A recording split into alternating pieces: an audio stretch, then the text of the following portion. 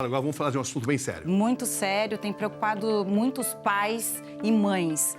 A gente vai falar sobre o caso Gabriel Ganley. Ele só tinha 22 anos e uma vida dedicada ao fisiculturismo. A morte de Gabriel, uma celebridade na internet, reacendeu, né, Cabrini, o alerta para os riscos do uso e do uso indiscriminado de anabolizantes. É um assunto muito sério que muitas vezes é negligenciado, Camila. A venda dessas substâncias sem prescrição médica é proibida no Brasil, mas a busca pelo corpo perfeito tem impulsionado o consumo. Em 7 anos, a venda desses medicamentos subiu 700%.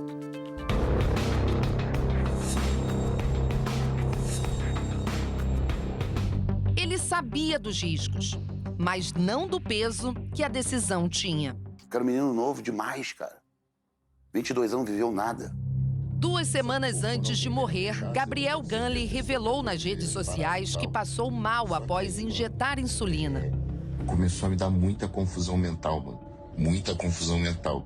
E eu não conseguia focar no olhar, tá ligado? Eu ficava meio vesgo, assim. Só que eu não percebi que eu tava passando mal, tá ligado? Eu não conseguia nem levantar, mano.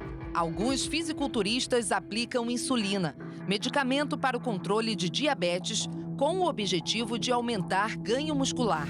Efeito similar aos hormônios sintéticos.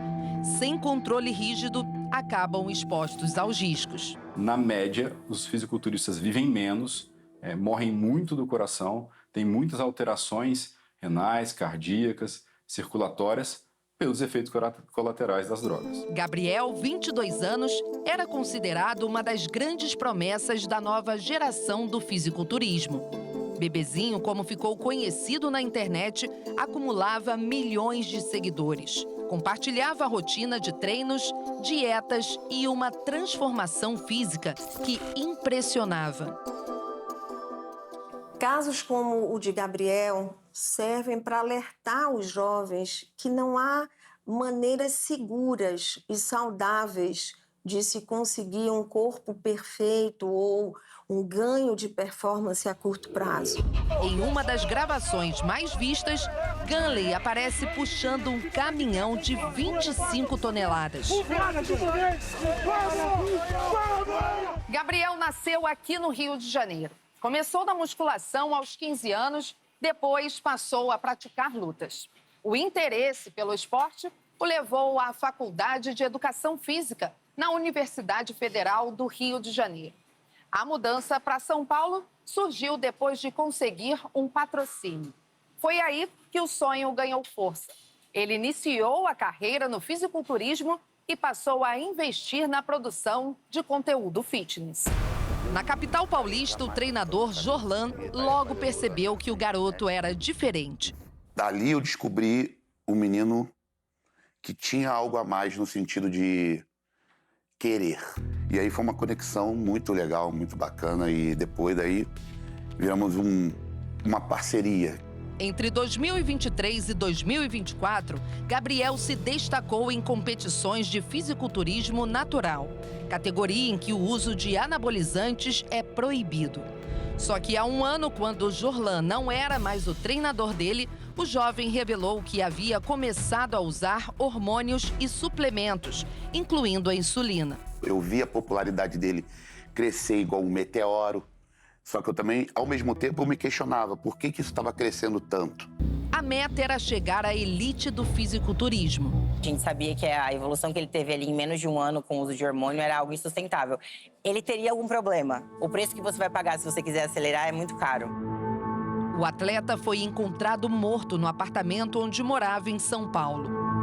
O laudo do Instituto Médico Legal apontou que Gabriel sofreu uma morte súbita, provocada por uma cardiomiopatia hipertrófica, doença que provoca o aumento anormal do músculo do coração. O uso de insulina pode ter agravado o problema. Pacientes que têm doenças cardíacas vão acelerar esse processo. Por quê? O esteroide anabolizante, ele age em todos esses itens. Ele muda a função renal, ele aumenta a pressão arterial, ele aumenta o colesterol, ele faz o coração trabalhar mais. Então, no fim das contas, essa ideia de ganhar massa muscular muito rápido acaba sendo um prejuízo enorme para a saúde de qualquer atleta. O educador físico, nutricionista, treinador e fisiculturista Miguel Ângelo Caetano relutou a usar insulina. Ele tinha medo ao ver exemplos de profissionais que perderam a vida. Vim experimentar, depois de 10 anos competindo, né, através de uma orientação errada, de um coach que eu tive. E foi uma das piores experiências da minha vida. Foi a primeira vez para nunca mais. Esse vídeo mostra a reação dele após injetar insulina no corpo. Você vai precisar? Me lembro sendo acordado aqui na sala com os enfermeiros, o bombeiro me dando glicose na veia. E a minha glicose tinha ido a 20 e em seguida caiu para 14. Para eles me animarem aqui, foram 4 sacos de glicose na veia. E mesmo assim eu animei e desmaiei de novo. Aí eles me levaram para o pronto-socorro. O atleta, vice-campeão brasileiro de fisiculturismo e 3 vezes campeão estadual do Rio de Janeiro, teve sorte. Diferente de Gabriel, ele não estava sozinho em casa. Meu filho me encontrou deitado na cama, no chão da cama, já tendo convulsões. Dados da Agência Nacional de Vigilância Sanitária mostram que a venda de medicamentos à base de testosterona disparou no país. Em 2025, foram comercializados mais de 7 milhões de produtos, 8 vezes mais do que em 2018, quando o número foi de 930 mil. Os hormônios são substâncias extremamente potentes e elas só são adequadamente indicadas para indivíduos com deficiência hormonal. Desde 2023, uma resolução no Conselho Federal de Medicina proíbe a indicação de anabolizantes com finalidade estética ou de ganho de performance. Elas contraindicam a prescrição e o uso de esteroides anabolizantes porque a gama de complicações, de efeitos colaterais é muito grande. Nas redes sociais, jovens são impulsionados pela busca por corpos extremos, curtidas e seguidores. Ele não pode ter morrido em vão e os jovens têm que entender que não existe uma maneira segura, não existe dose segura, não existe forma segura. E se um médico está prescrevendo uma medicação dessas para ganho de massa muscular, ele não deve ser seguido. Rede social não é uma piscina, é um mar. Se você não souber, a onda vai te levar. E ela leva e não te traz de volta.